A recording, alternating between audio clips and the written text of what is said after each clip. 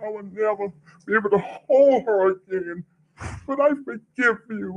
We welcome you Wednesday night in our Bible study with open arms. You have killed some of the most beautifulest people that I know. Every fiber in my body hurts, and I'll never be the same. For me, I'm a work in progress, and I acknowledge that I am very angry. But one thing the pain has always joined in our family with is that she taught me that we are the family that love built. We have no room for hate, so we have to forgive. And I pray God on your soul. She was my big cousin, she was my big sister, and everything she did, I wanted to do it too. An ADOS dude, there was an ADOS dude named Bill something, Bill the Icon. Bring all the dirty laundry. I'm going to try not to be long, but I just wanted to tap in really quickly. Hopefully my comments will be brief and to the point. I got a couple of clips loaded up to expound on what I want to mention. And you see the headline here where it says family members of Buffalo mass shooting want focus on preventing racial violence, not the death penalty. So here we go. First thing came to mind was I can almost envision once the court case starts to proceed that these Negroes will be front and center on camera somewhere forgiving Peyton Gendry, who massacred 10, 11 innocent people in Buffalo last May. So as federal prosecutors are themselves considering what punishment to seek against Peyton Gendry, survivors and family members of the victims of the shootings are concerned that pursuing the death penalty will somehow further spread the racial hatred that fueled the massacre and divert attention from meaningful action to combat white supremacist violence. Now, why can't we do two things at once? Why can't we give him the death penalty, advocate for the death penalty, make sure he receives the death penalty, while at the same time taking action to combat white supremacist violence as a whole? Now, there's three people in particular, and this was from an interview that aired on September the 1st with Wayne Jones, the gentleman in the white hat, Garnell Whitfield Jr., the gentleman pictured with Benjamin Crump, and the young lady, Fragrance Harris, who was a store worker. Fragrance Harris Stanfield. She survived the shooting, and she also questioned the appropriateness of the death penalty in the case. Wayne Jones stated that if you kill him, he becomes a martyr, inspiring others radicalized by online conspiracy theories and racist political rhetoric to replicate his acts. And I disagree. You may spur some copycats, but I believe that there is enough racial animus already in the ether for anyone who has these types of ideologies and the means to act upon them, to hop into action at any given time, just as Peyton Gendry did. So they're saying that punishing the shooter isn't the issue, and this is Garnell Whitfield Jr., who was top brass at the fire department in Buffalo. And again, his concern is combating white supremacy. He says, this ain't about that guy. I'm focused on the things that empowered him and the reason he became who he was. The systems and the people that continue to be empowered to this day that continue to make victims of us all. And kumbaya, my guy. But we have to deal with this guy and send a message to any others, to those who might have a shred of good sense left. This sends a message. The death penalty sends a message. It's not going to prevent all instances of these types of crimes, but if they make one person think, I think it's worth the effort. And it just reminds me because in this case wasn't as serious, but there was a situation with a black man in Central Park in New York walking his dog. Or no, he was bird watching, and there was a young Karen walking her dog, and they got into a verbal confrontation over her having her dog unleashed in an area where that was forbidden. And the whole thing went viral. He put her on social media. She called into the police and started crying on 911, saying she was being harassed. She was afraid for her safety and her dog. She was eventually charged with filing a false report or something to that effect. I believe she was indicted, and all of this hoopla on social media, in the media, with the gentleman being interviewed, telling his side of the story, all for, in the end, for him to voluntarily drop the charges and not allow her to face any sort of repercussions legally or criminally for her actions, thereby depriving her of a valuable lesson in filing false police reports or making false accusations to the police.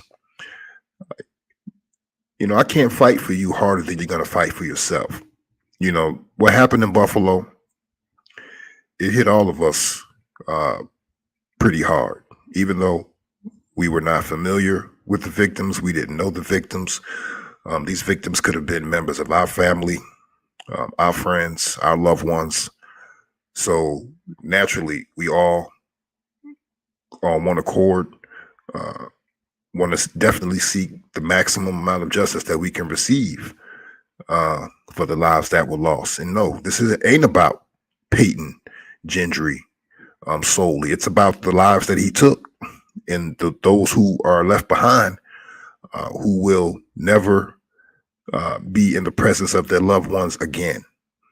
And I believe the appropriate sentence, once he's convicted, would be the death penalty to send a signal. But before we get to all of that, and just wanted to consider, why do Black people always take the subservient position even when we're done great harm, be it physically, be it politically, be it socially? We suffer the greatest amount of attacks, the greatest amount of systemic violence, political indifference than any one other group in this country, the American descendants of slavery. But we're the first to always take a position of forgiveness, even before someone offers an apology, even before amends are even made. We'll offer an apology. We just want things to, be over with and be put behind us. And we're not usually 100% focused on receiving justice. And I'm going to play these two clips, one from Resmaa Menakem, a very intelligent, wise brother who deals with racial psychology. And then there's going to be a clip following that from the illustrious elder, Dr. Frances Cress Welsing, who has gone on to be with the ancestors. And they're going to pretty much explain why Black people always are quick to forgive when great harm has been done to us. And Dr. Welsing is also going to prescribe a recipe for when we might be able to sincerely forgive one when wrong has been done to us. So check out these two clips. I know they're long, but I had to give them to you in long form for you to get the full impact. I'm just going to leave this with you. Hop down in the comment section. Let me know your thoughts Smash like on this video, and if you haven't already subscribed to the channel, please subscribe to Dirty Laundry Media. Smash that notification bell so you'll be alerted whenever I drop new content. And again, this is your man online, Bill Money, signing off. I'll see you on the other side.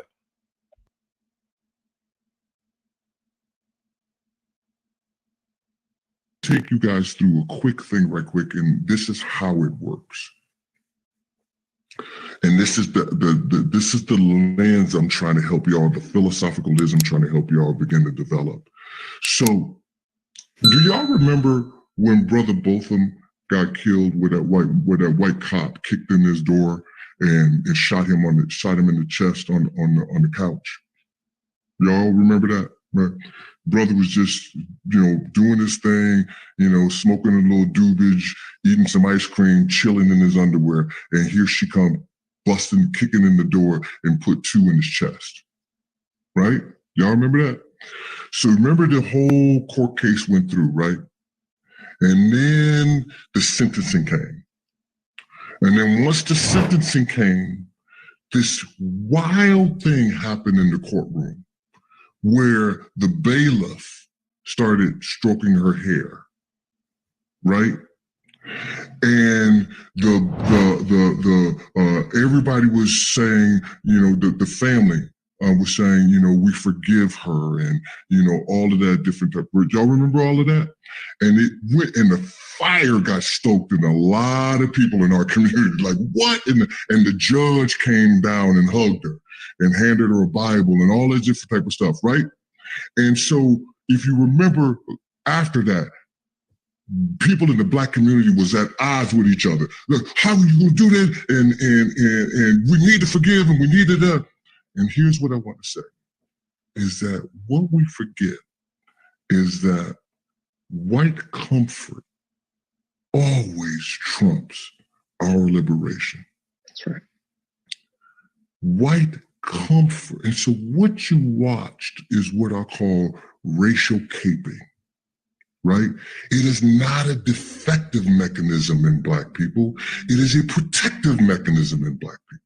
Because we know that when white people get nervous, Black people die. When white people get nervous, Black people lose their jobs. When white people get nervous, Black people lose their stature, right? And so we reflexively make moves to calm white people down, to protect ourselves and other people. And so when you watch that happen, what you're watching is racial caping. It is so long and embedded. We have had this place where we have had to take care of white people and their children. And that stuff did not go anywhere just because we got older. And so when you watch that happen, you're watching racial caping, and you're watching us trying to protect something, but we don't have going back to decontextualize, but we don't have a language to explain why we reflexively do it. Black people, we are not afforded the ability to grieve and hate and rage when somebody murders our people. We are not afforded that. So what we do is we reflexively move towards things like forgiveness quickly.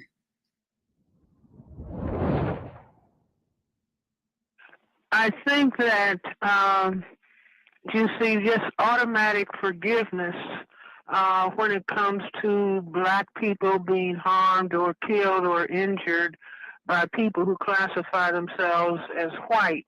We don't hear people who are white if they have feel they have sustained some injury or harm from a Black person. We don't hear them saying, I forgive, I forgive, I forgive. So I think that it is a part of Black people's tradition from the time of enslavement. Do you see, where the slave master could beat the Black person, and I could just envision the Black person being beaten, and the slave master or the slave mistress would be saying, say that you forgive me. You see, and then giving them another lash. Say that you forgive me. And so the black person doesn't have a choice but to say, I forgive, Master. I forgive. I forgive. I forgive. I mean, I certainly understand what has happened to black people and where that pattern comes in. When we were in formal slavery, I heard a white female explain to a young black man, this was at a Race Relations Institute a number of years ago, and the young black man in a small group discussion, he said, I don't believe in racism, I'm a Christian. And an older white female said to him, son, we, meaning we white people, gave you that tradition. We gave you that religion. And we emphasized three things. Slave, obey your master. Turn the other cheek, and you will get your reward in heaven. And so that is the yoke that black people, I say by and large, are still under. And most black people are not thinking about or understanding that we are in a total system structure of racism. Well, see, you can't run an oppressive state or plantation or a prison and have the inmates become angry at the jailer. So you, if possible, you engage in the psychological warfare of teaching them a philosophy of forgiveness. Now, the prisoner or the slave on the plantation hasn't been let free. The prisoner in the prison hasn't been said, we forgive you, and so your sentence is terminated. No one is speaking to the prisoner or the slave on the plantation in that way.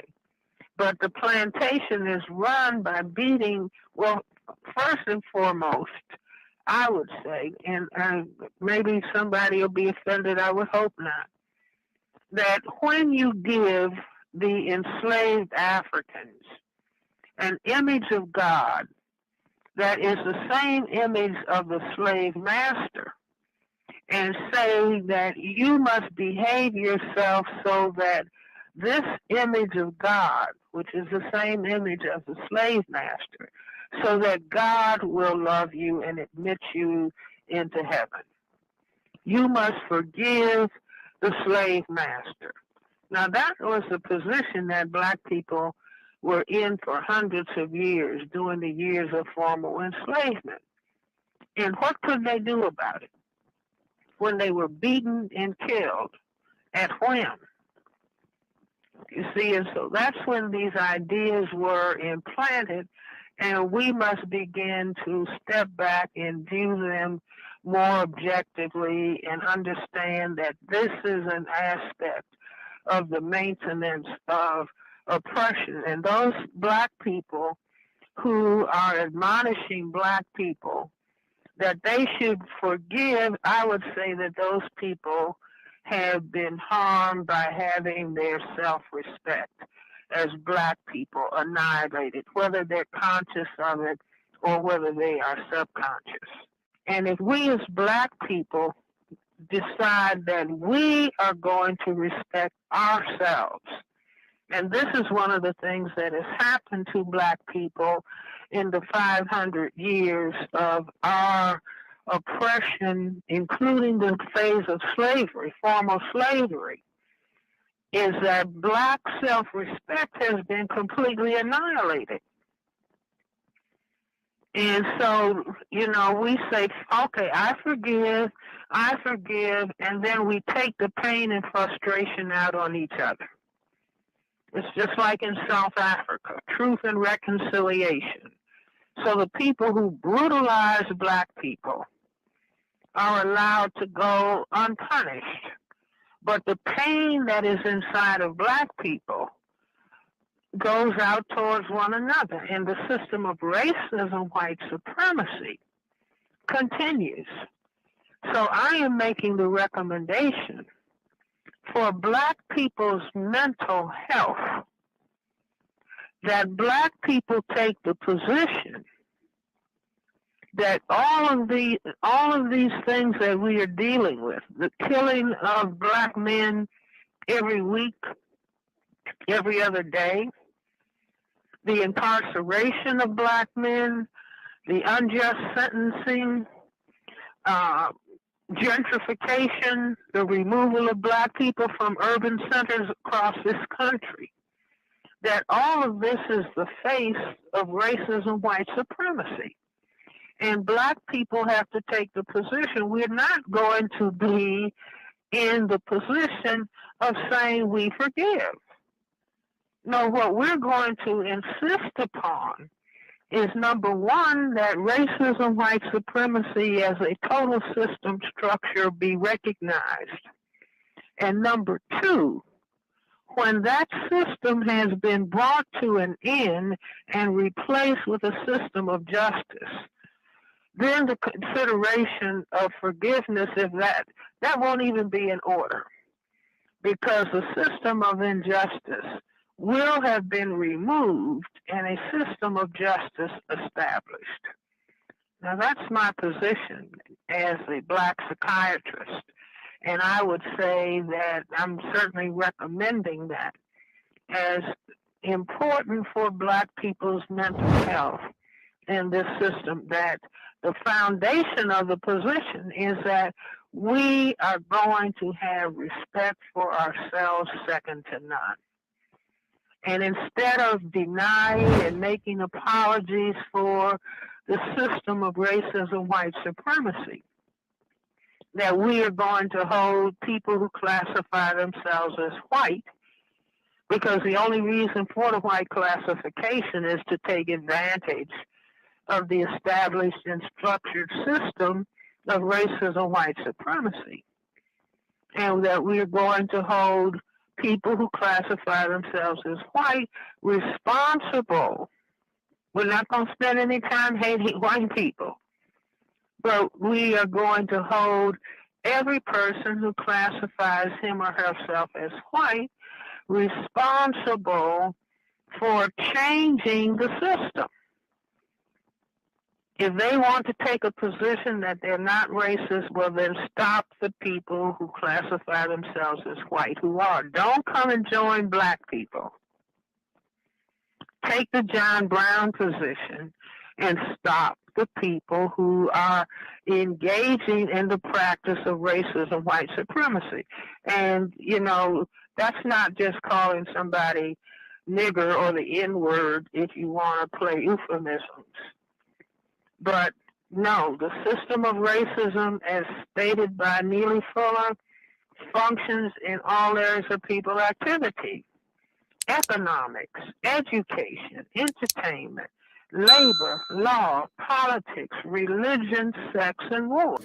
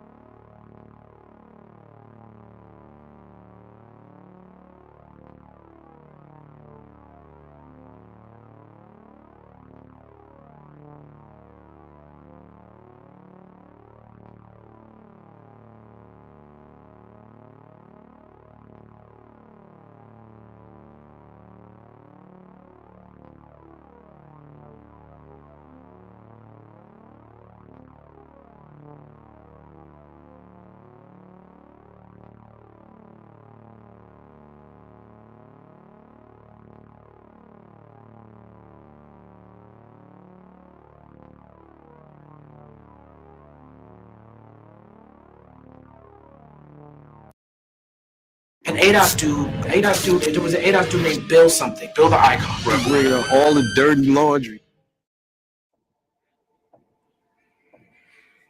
What's going on, Dirty Laundry family? This is Bill Money back in the building. Good morning, good afternoon, and good evening. I hope this video finds you in the best of health and spirits.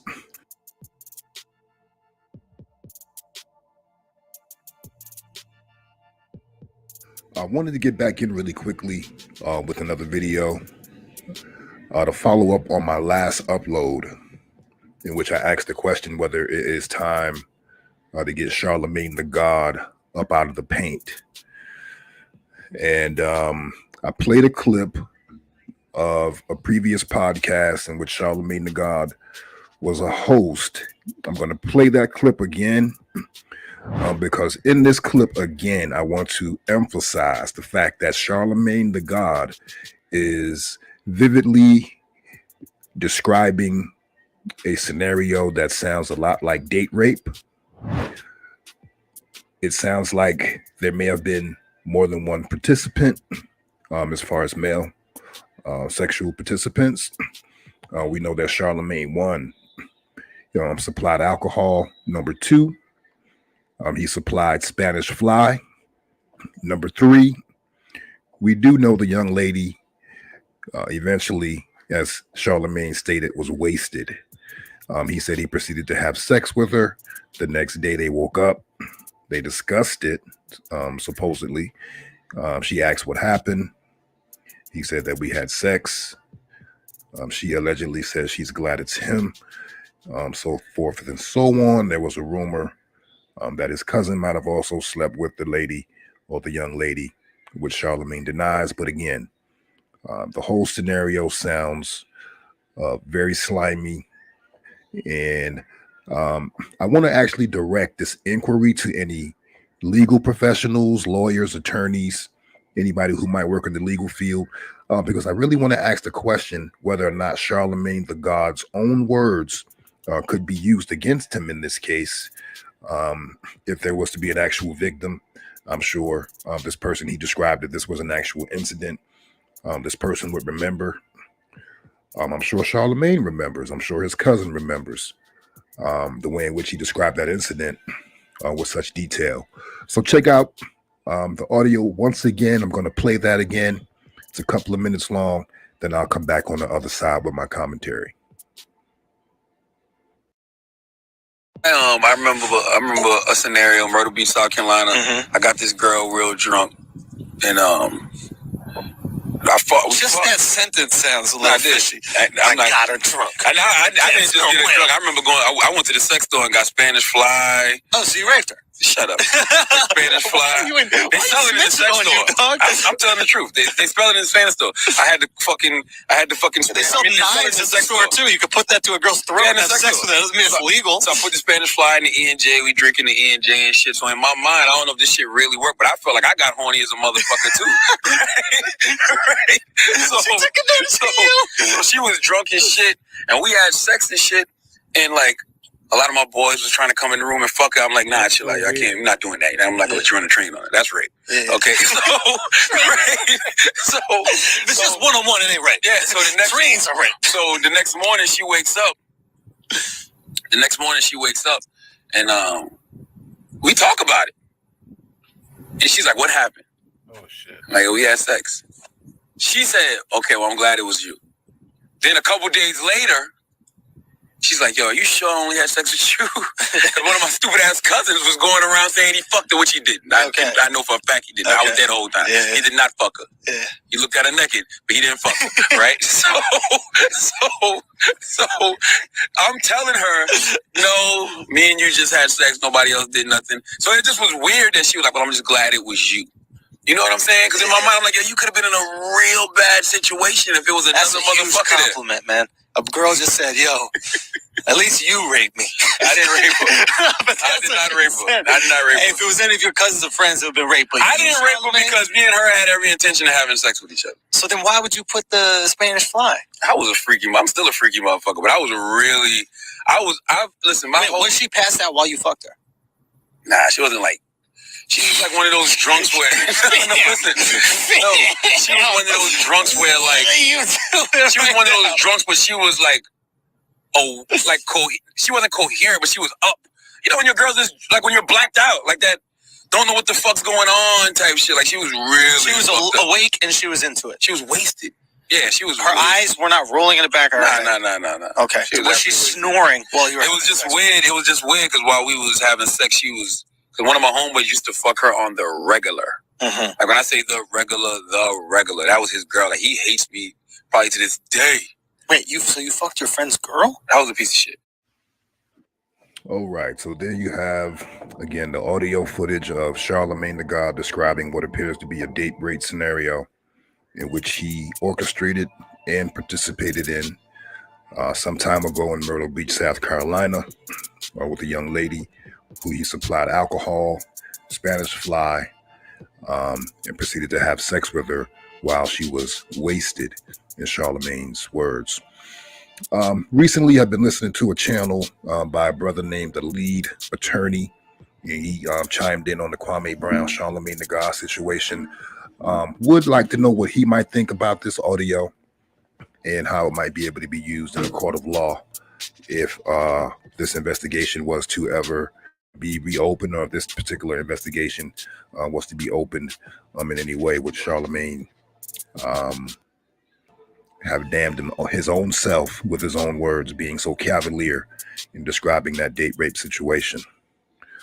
So again, if there's any attorneys listening in, I'd be interested. Please drop down in the comment section. Let me know what you think.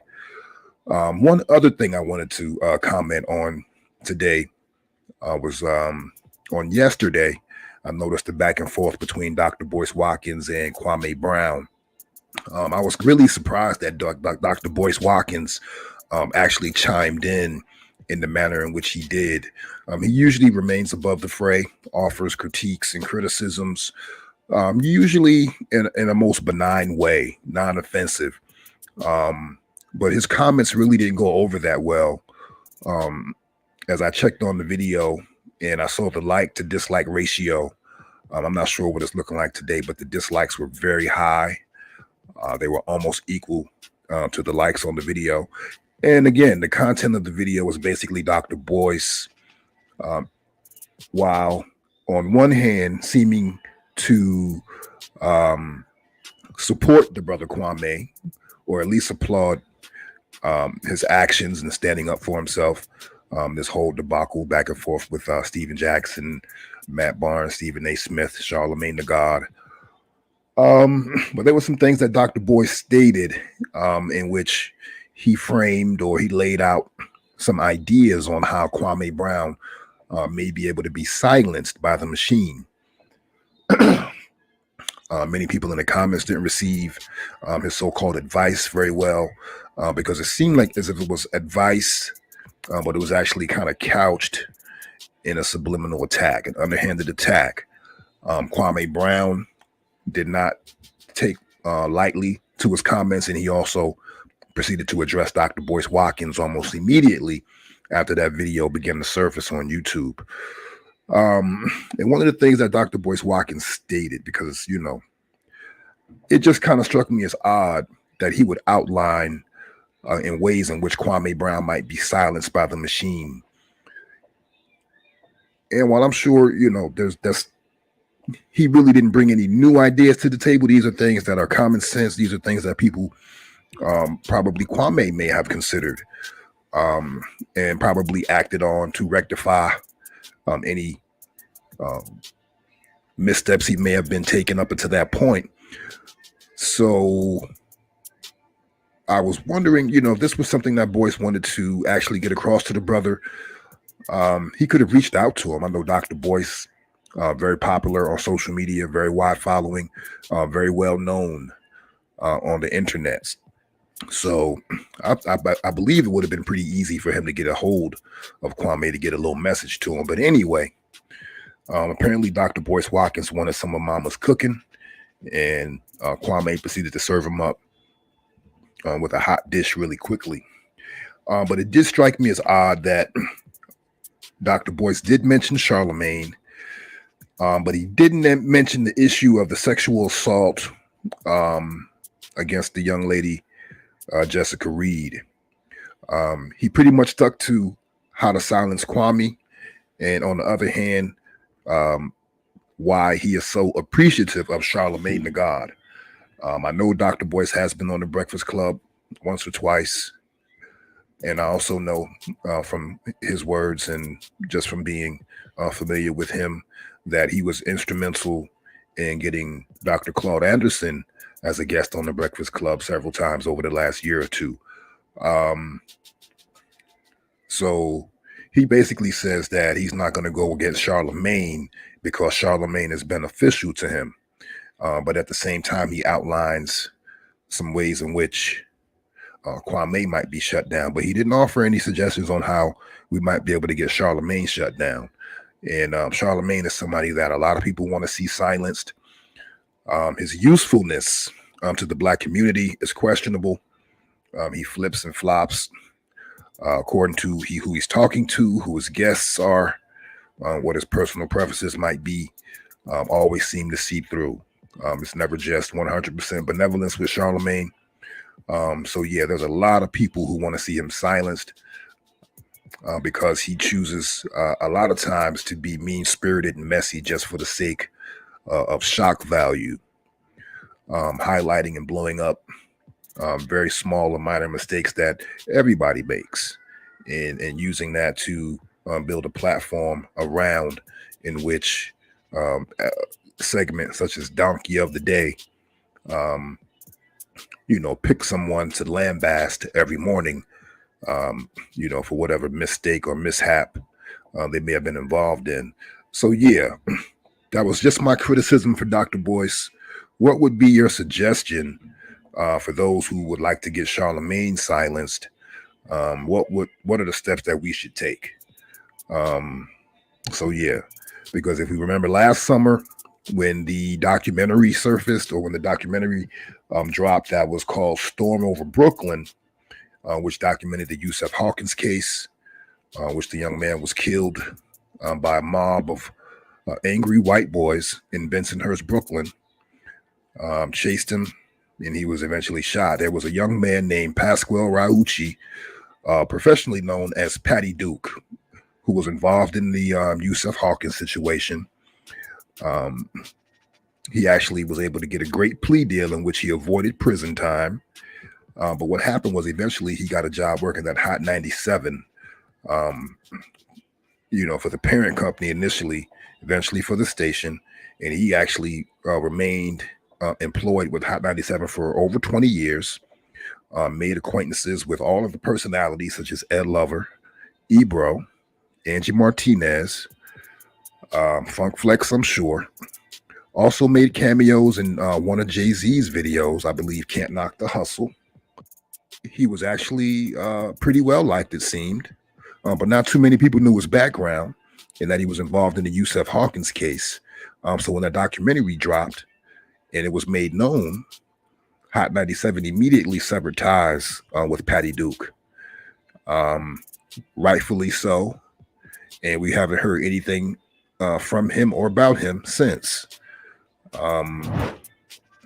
So here we are. We have another situation where a popular radio personality was involved in a most heinous situation in which he was able to pretty much evade any jail time. And people are still talking about it, and people want answers, and people want accountability, especially from someone as Charlemagne, who sits in a glass house and throws stones all day.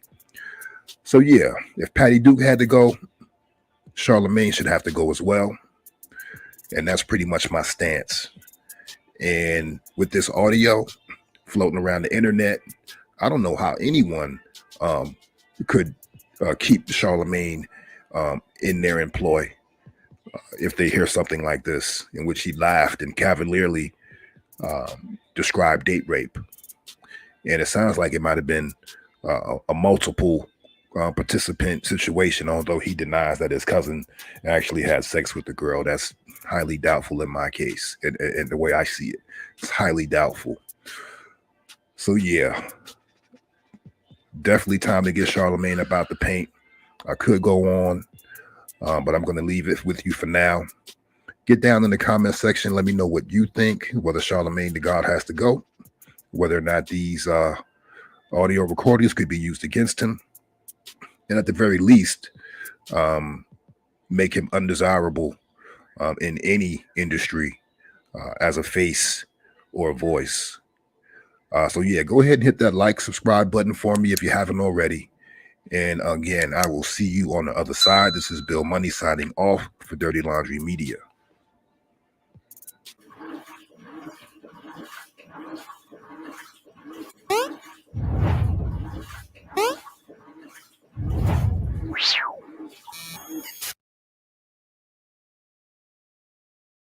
So why? So I guess the question is, Yes. why did you feel comfortable enough to talk about an issue like that, especially an issue that's a hotbed amongst our people? Why do you feel comfortable enough to add your 2 cents into the ether?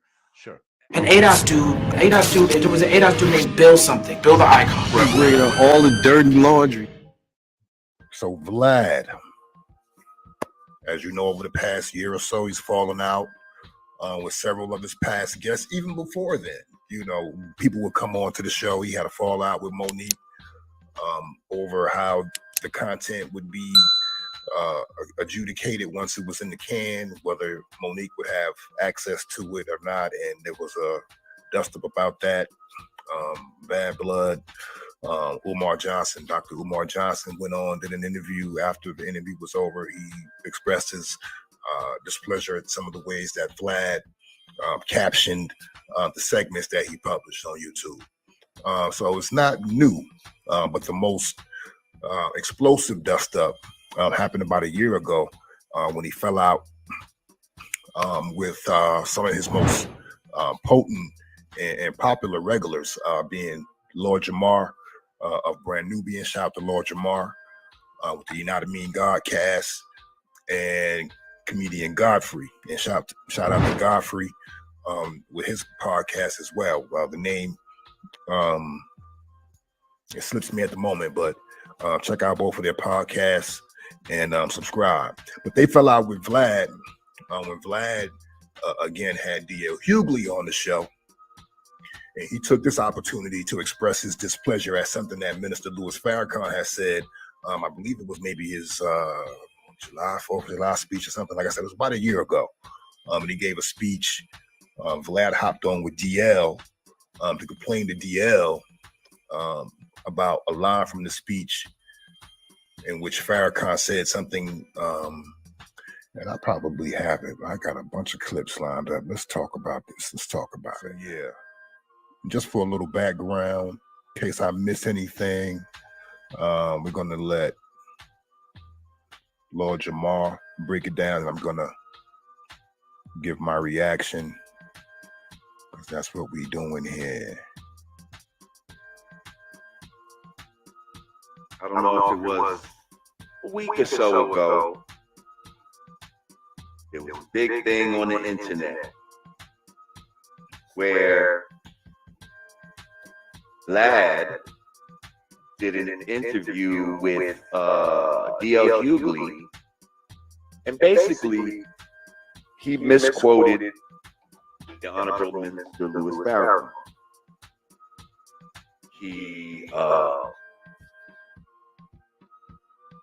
He heard a portion of a speech that he gave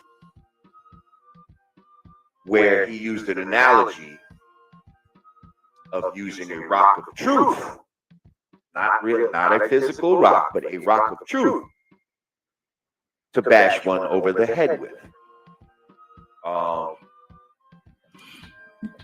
Lord Jamar made me laugh. A rock of truth. Give me a shot. But go ahead. Vlad heard the part just about the rock, took it to heart because it was being talked about, Jewish people, and, had a conversation with DL that looked very misleading. to those that saw the whole clip. Once it was brought to his attention that there was more to the clip, and I believe I may have been the one to bring it to his attention. And again, and just to break this up, it seemed like with this situation, I guess maybe because it was Louis Farrakhan and his tumultuous history with the Jewish community, and you know, I think that Vlad just figured for the culture, being that the culture, the Jewish culture, that he figured he was going to go ahead and take a stand. This was the rock, the hill that he decided to, you know, die on. So, because Lord Jamar clearly went behind the scenes and tried to educate him. And, you know, Vlad being stiff-necked, insolent, and a huge hypocrite, decided to continue to push the line. Let's go.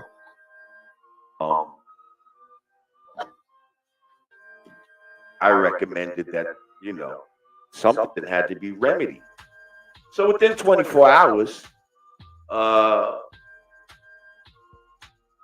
Vlad edited out his comments in the clip where he accused the minister, and he also changed the title of the clip. But he didn't give a formal apology, which I advised him he should give. Again, you got a black friend. You got a black friend who's willing to stand by your side, to come to you behind the scenes, to pull your coattails, to put you on, to give you some free game and say, hey, Vlad, you're fucking up right now. But you have a chance to fix this shit, and I suggest you avail yourself of the opportunity. But again, Vlad being stiff-necked, insolent, and a hypocrite, decided that this was going to be the hill that he would die on. Lord Jamar tried to... I can't. Subsequently, he did that. Shout out to you, Yamaz. Thanks for tapping in. People still weren't happy as I thought they wouldn't be. I made another attempt. You know, that. Sure, like this is. And even the Bible tells you, you know, and I'm paraphrasing. I can't remember. I believe it's a proverb 22, maybe 22:8, something like that, where it says, if your brother does something to you that makes you angry, bring it to that brother. And if you guys can come to an agreement or some understanding about it, then you have gained a brother. You have gained a friend. And to me, in this situation, it looked like Vlad was ready to break it off. You know, this is not looking good for you right now, bro. You know what I mean? And again, because even if you look at some of the clips with Lord Jamar would consistently challenge Vlad about a lot of his views, about a lot of his comments. He would question Vlad. I heard you. People said you was talking shit about Dr. Sebi. Yep. Okay, let's talk about it. Let's talk about it. Okay? Let's talk about it. Because mucus is the enemy. He fucking exposed that. And he first, okay. First of all, let's just look at some facts. Yes. Okay? Dr. Sebi does not have an actual medical degree. He has a certificate of healing. It's a piece of paper that says certificate of healing. So what? So to me, he's as much of a doctor as Dr. Dre. See, you're trying to be funny right now, but that's some bullshit. Because although he doesn't have a certificate from the white man's fucking school, this motherfucker has been studying homeopathic medicine for most of his fucking life and probably knows more than most doctors know about this fucking field. Okay, so someone like me doesn't necessarily need the approval of the powers that be to let me know if somebody is an expert or not. I'm going to test their knowledge. I'm going to see what they know, and I'm going to decide for myself if this man is a doctor. And I'm telling you, that man was a doctor. I don't give a fuck what they say, but continue. To the point to where he basically asked Vlad, what makes you think you have the right to comment on Black culture? So what? So I guess the question is, why did you feel comfortable enough to talk about an issue like that, especially an issue that's a hotbed amongst our people? Why do you feel comfortable enough to add your 2 cents into the ether? Sure. Because if I, as a Black man, start to come in and make commentary on the culture of the Jews and what they should do, what they shouldn't do, how they behave, how they act, and begin to characterize them based on stereotypes and the like, you know, Vlad's going to clearly, he's going to get his pennies in a bunch. Something you don't understand who the Honorable Minister Louis Farrakhan, what he represents to a lot of people in the Black community. Okay, and to seem like you're disrespecting that is not cool, and especially an elder. You know, for some people, think about that. Some people, the minister is like our modern day Malcolm X, our modern day, Martin Luther King, to that degree. So, you really want to look like you're disrespecting people of that caliber. I really think you should swallow your ego and apologize. He did agree with me. Felt like, whatever he does would probably not be good enough in certain people's eyes. Feels like what he did, felt like that was his correction, and that was his way of remedying it. Said, all right. Thank you, KWV. I appreciate you. Yes, I will be putting stuff on Patreon, but Patreon. So I let them know. I said, okay, I'm gonna let the people know, though. I told you to apologize, and I, keep it real, like, you know what I mean. Said he understood. So, let the record reflect that. Although all of y'all that felt like he should have apologized to the minister, I agree. I agree. Should have apologized.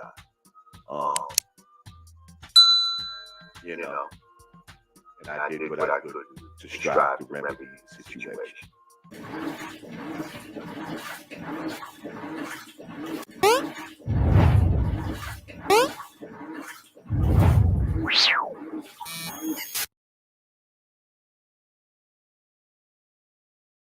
An ADOS dude, there was an ADOS dude named Bill something, Bill the Icon. Bring up all the dirty laundry.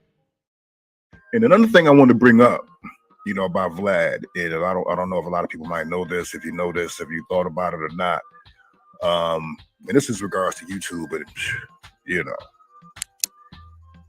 offering, any sort of critical analysis or YouTube's business practices, I'm sure is risky business, but I wonder if anybody realizes that, anybody familiar with Lyor Cohen, former Def Jam guy.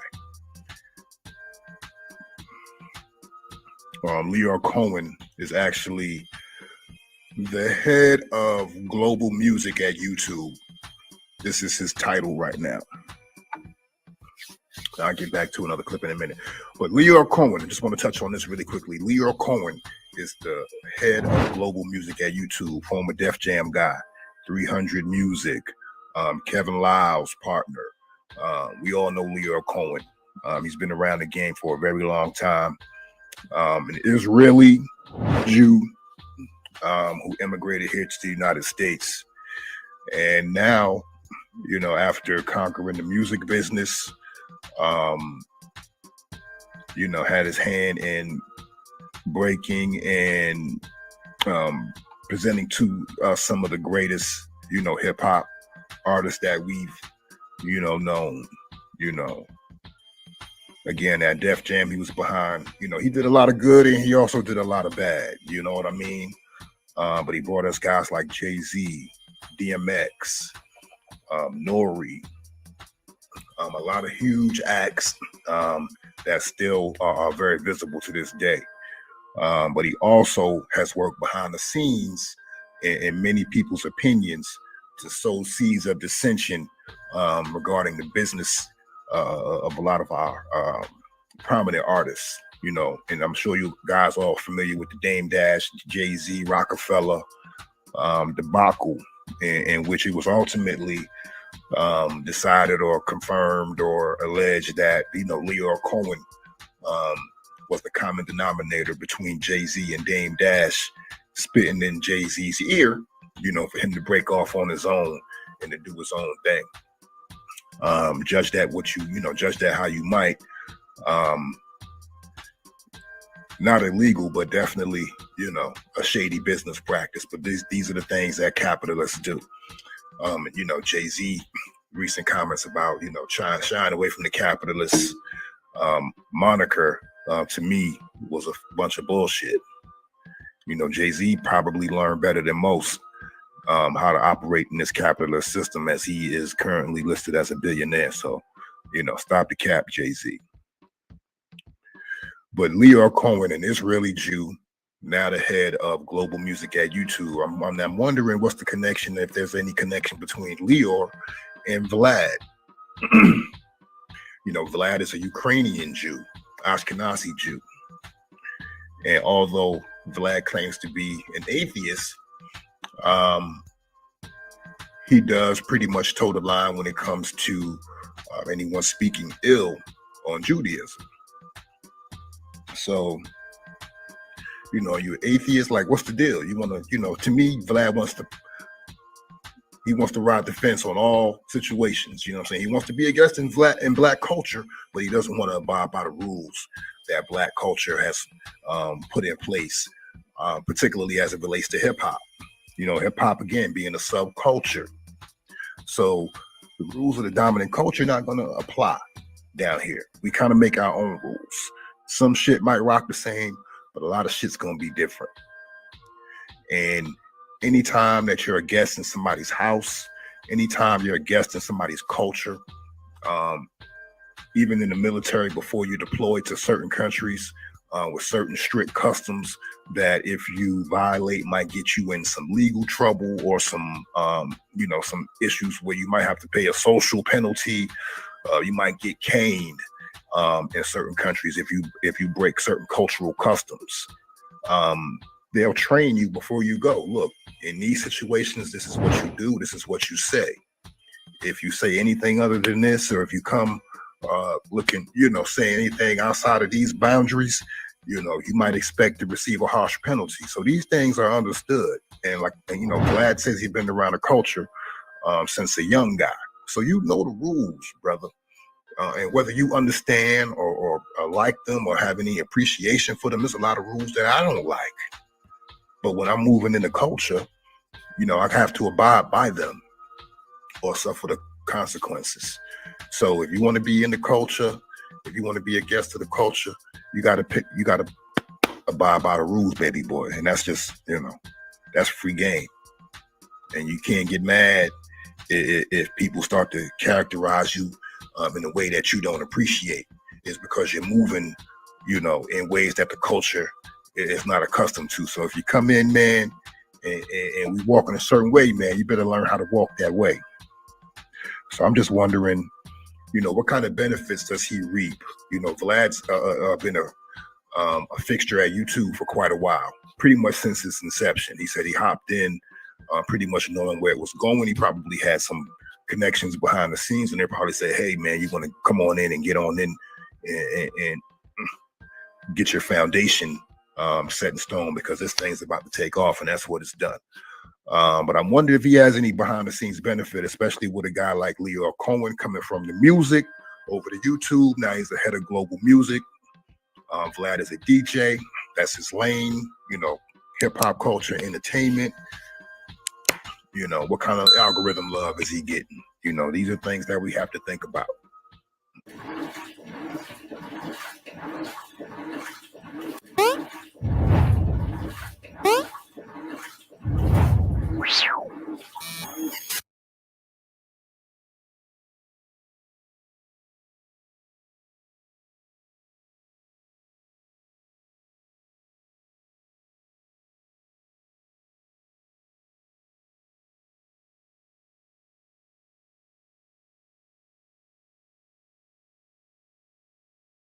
An ADOS dude, there was an ADOS dude named Bill something, Bill the Icon. Bring all the dirty laundry.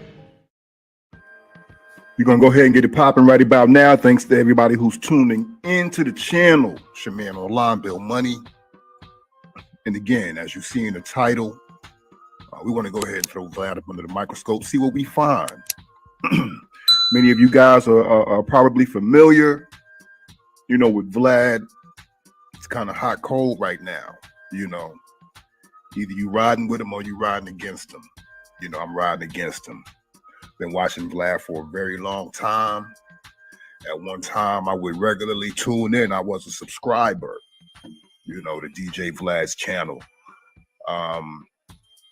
He would always have some of the best guests and some very insightful interviews. Now, I want to tip my hat to Vlad. You know, I'm not here to attack Vlad personally because I don't know the man. What I'm here to do, hopefully, is to critique his work.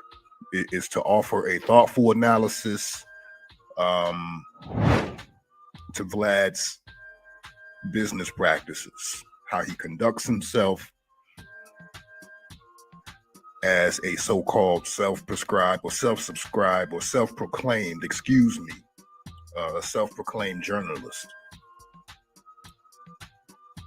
And we're definitely going to bring that into question tonight.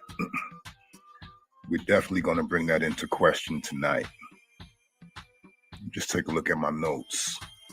So I just want to start out because we know Vlad has a lot of regular guests from the culture. You know, a lot of big names,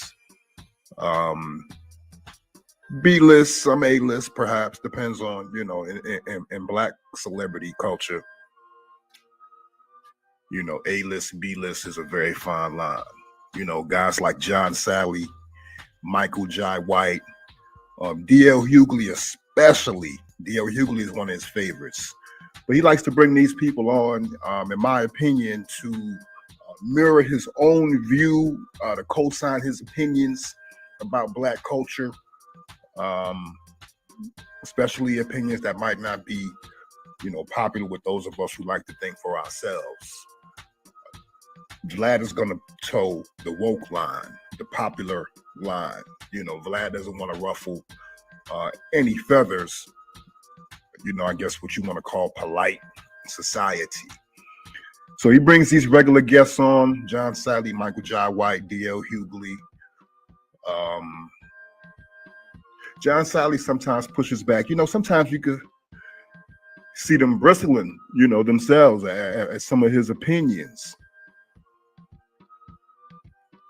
But, you know, I think Vlad is paying well, and these regular guests, he has stated that he pays them to make regular appearances on the show. And I guess it's based upon what they negotiate. So, you know, who's going to turn down the check if all they got to do is come up there and listen to a chatty patty gossip session, in my opinion. So he brings them on, much like Stephen A. Smith likes to bring on, like ESPN brings Stephen A. Smith on to talk greasy about Black athletes. You know, the white commentators pretty much knowing that if they offer unpopular critiques or harsh critiques, many times it'll be perceived as racism or it may be perceived as biased. So you get a brother, you know, so to speak, you get a Stephen A. Smith to come on and say all the things that you want to say, and even to, you know, sensationalize it in a way. We know how Stephen A. Smith likes to bring the news, but that's his That's his detail. To say the things that his white bosses can't say, or his counterparts cannot say themselves. So this is a tactic that Vlad uses.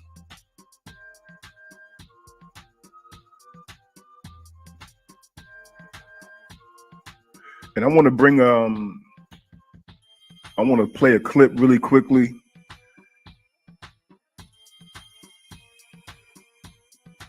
Because there was a situation in which Vlad offered up some information about Carmelo Anthony hitting him on his DM, because Vlad was, picked up the story, I guess, about Carmelo's alleged baby mom, which was an outside relationship outside of his marriage to Lala. I guess DJ Vlad had commented on it on his website, so forth and so on. And Carmelo hopped in his DM, and he said Carmelo was angry and that Carmelo told him to stop, speaking about him and his personal business. So he wants to tell the story like he pushed back against against Carmelo. Talking tough in an interview with John Sally. I'm gonna go ahead and get this clip up for you guys. And this is fair use. I don't want to get jammed up. But John Sally, again, is a regular guest. And basically what these amount to, he says he brings these guys on to talk about current events. And they talk maybe a little bit about politics, but a lot of the content, a lot of the conversation is gossip. It's gossipy. It's opinions. It's sensational headlines. And it's always about black people. Vlad never talks about the shit that white people do. And we're going to get into that as well.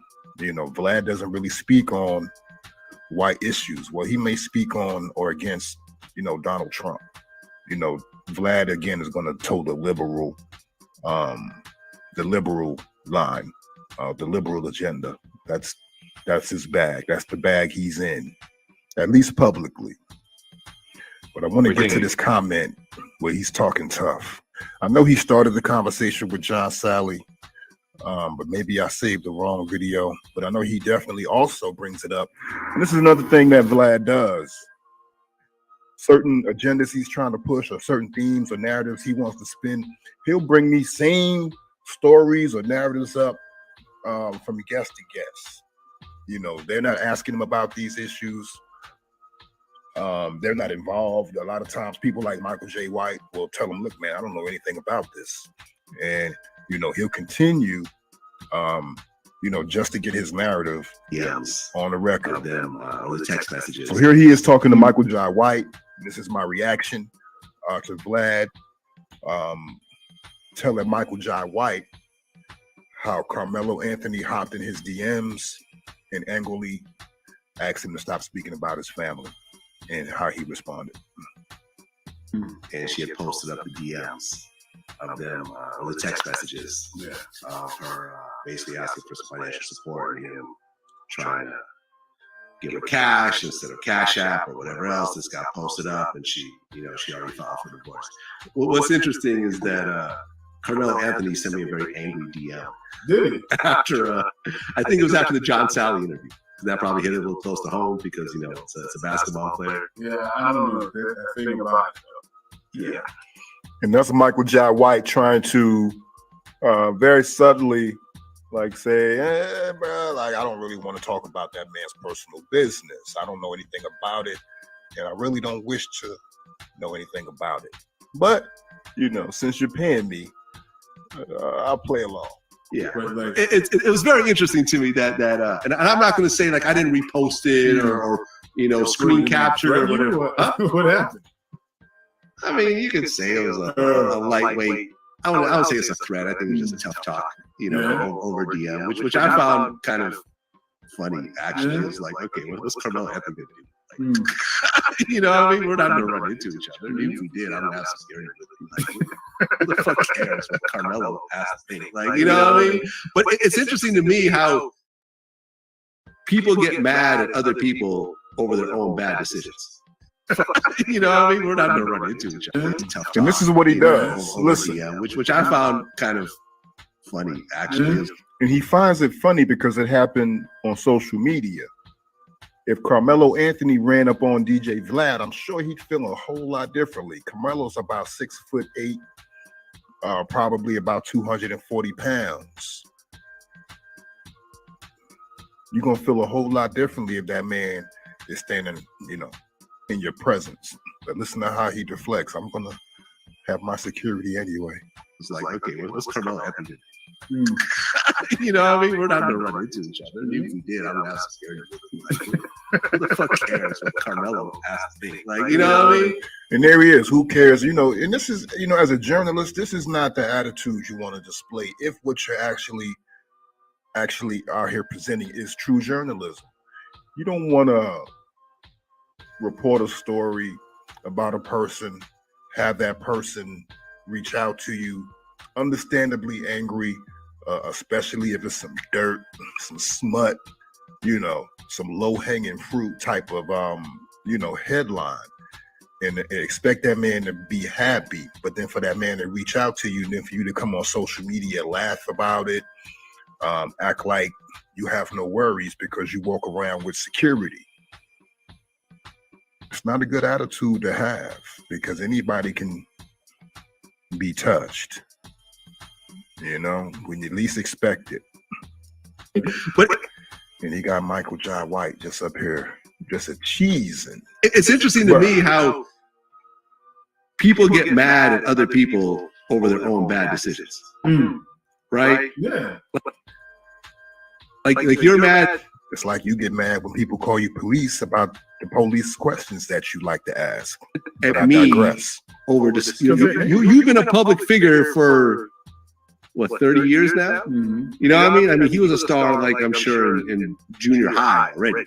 Yeah, you know? Yeah, like dude, like athletes have been coddled and this is Michael Jai White pretty much trying to mediate the situation or offer Vlad a little understanding into the perspective of somebody like Carmelo Anthony, somebody who's been groomed to be, you know, a superstar athlete from an adolescent and who was used to being handled a certain way. Now, not to say that, you know, because he was groomed and taught to, you know, behave a certain way, that you have to cater, you know, to that aspect or cater to that dynamic. But he's just saying, hey, you know, we don't want to go too hard on this man because we're all, you know, men are flesh and blood at the end of the day. You know, he did something that a lot of men have done. A lot of men have went outside their relationships, their marriages, and have outside kids. A lot of men, you know, have done this. And that doesn't make a man a bad man. That doesn't make a man a bad person. So for Vlad, who doesn't have any kids, you know, to speak on a man who has kids, who has a marriage, who has made mistakes, and because of his status as a superstar athlete, a lot of these mistakes have been amplified in the public eye. It's not always an opportunity to, you know, to hit on a guy, to knock a man down.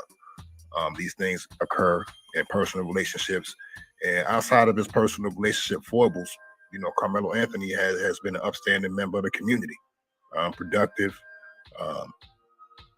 You know, I'm not aware of any criminal tendencies, any criminal backgrounds, any arrests, DUIs, possessions. You know, one thing I know about Carmelo is he will fight you. You know what I'm saying? He trains in boxing and he put them hands on you. You feel me? You know, at one point in time, you know, he would pop off. So I don't know if, you know, at this day and time, if he's of that mindset. But, you know, that's the only thing I know about Carmelo. You know, never been in any trouble. So to figure that's the guy you want to try to pick on, you know, I think there's more worthy candidates. But again, the low-hanging fruit, you know, Vlad, he doesn't want to talk about anything good.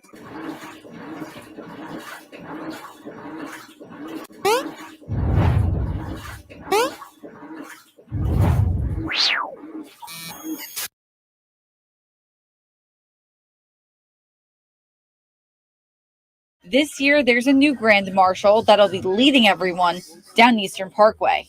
My official title is Queen, I guess. Meet Miss Victoria Cruz. An ADOS dude, there was an ADOS dude named Bill something, Bill the Icon. Bring all the dirty laundry.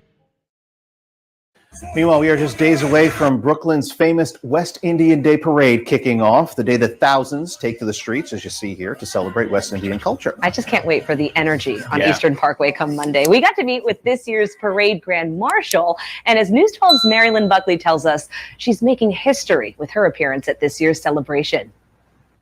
The West Indian Day Parade is all about the culture, dancing, the costumes, and of course the food. This year, there's a new Grand Marshal that'll be leading everyone down Eastern Parkway. My official title is Queen, I guess. Meet Miss Victoria Cruz. She's a lifelong Brooklynite with Puerto Rican roots and ready to take on this honor while trailblazing for the LGBTQ community as the parade's first ever transgender Grand Marshal. I think the unity of all the beautiful culture from the Caribbean is going to be such a wonderful experience because I've experienced it before. Cruz has always been a parade goer, but Lamont Jesse, who's a part of the West Indian Day Parade Association, brought it to the attention of everyone he knew Cruz would be a great fit. And of course, to have Victoria, do this wonderful strut of Eastern Parkway. I'm just excited for it. The two met back in 2018 while riding the 2 train and have been inseparable ever since. Actually running to her on the train was just like, okay, well, it's definitely destined that this is where my work has to be, and my work has to be in fighting for the LGBTQIA community. Time changes things, and we're in the 21st century, so it's very important that we accept each other as brothers and sisters, because that's what we are. This year, more than ever, organizers hope everyone comes out. The parade kicks off officially this Monday. In Crown Heights, Marilyn Buckley, News 12. So yeah, guys, that's what's going on in regards to the annual West Indian Day Parade held in Brooklyn, New York, along Eastern Parkway. Me being born and raised in Brooklyn, always living pretty much a stone's throw from Eastern Parkway. No matter where I lived, in Crown Heights, Bed-Stuy. I went to school a few blocks from Eastern Parkway, but nevertheless, I attended the festival many times over the years. In my latter years, I became less interested in, the festival or whatever the case may be, but many a year, even celebrating Juve the night before or the morning of the Caribbean Day Festival. Surprising to me initially, yes. Just for the boldness of a move like this, because we come to know West Indian culture as it particularly relates to the men as being very masculine and shunning homosexual behavior. So yeah, I guess this is one giant step for the LGBT movement. But as I thought about it deeper, and I began to look at some of the photos from past festivals of this sort, as you can see here, and I think this is the guy Lamont Jesse who you saw in the video. And these guys have been participating in these festivals, and a lot of this might be seen as zesty behavior or zesty dress or caricatures, and I'm sure mixed in with the parades over the years, there have been gay men, trans women participating in the parade. I mean, if you think about it, this is the perfect forum. This is the perfect stage for one to express themselves fully while blending in with the crowd. I think that's a real woman right there, guys. But, nevertheless, so maybe it's just a coming out. Maybe it's something I'm not familiar with festival culture, so to speak. Its inner workings, the people who work behind the scenes to put together these productions. So who knows? In most creative productions, be it theater, be it movie, modeling, photography, there's usually a healthy LGBTQ representation. So perhaps behind the scenes it's always been present, but one of those things that just wasn't pushed to the front. Only thing that is curious to me is, this is the Caribbean Day Festival, and it's usually, just Black Caribbeans celebrating. To my knowledge, there was never any mixing as far as any of the Latino communities. As Puerto Ricans have their own parade, the Puerto Rican Day Parade every year. So yeah, it was funny to me that the Grand Marshal of the West Indian Day Parade is a trans Puerto Rican, and I'm wondering if the Puerto Rican Day Parade has had a transgender Grand Marshal. We need to look into that. So yeah, like I said, it is what it is. I know Star did a segment on his live last night about this, so he brought this to my attention on the Star Report. So yeah, a lot of this is, this zestiness has probably always been present.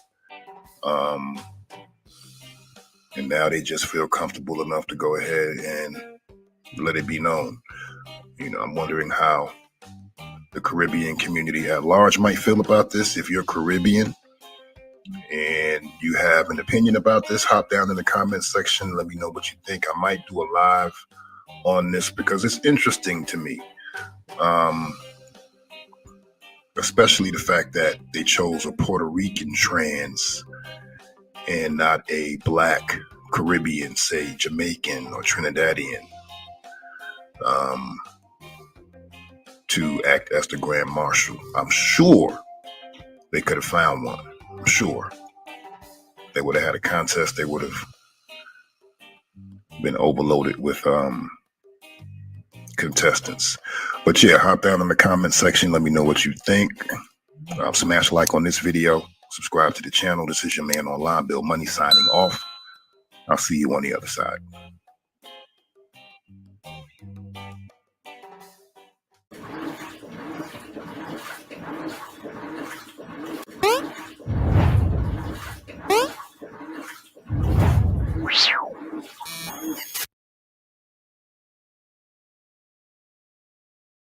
An ADOS dude, there was an ADOS dude named Bill something, Bill the Icon. Bring all the dirty laundry.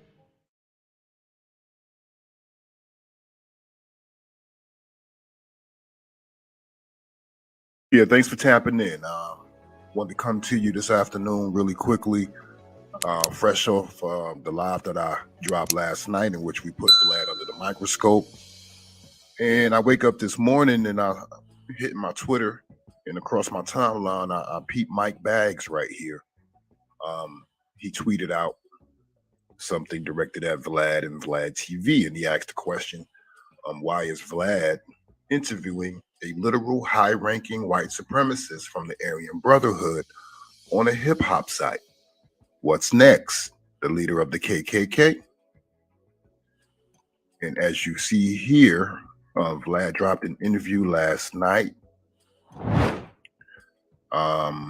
or this morning, I don't know exactly. I know it was recently dropped. and he's interviewing former Aryan Brotherhood leader Michael Thompson.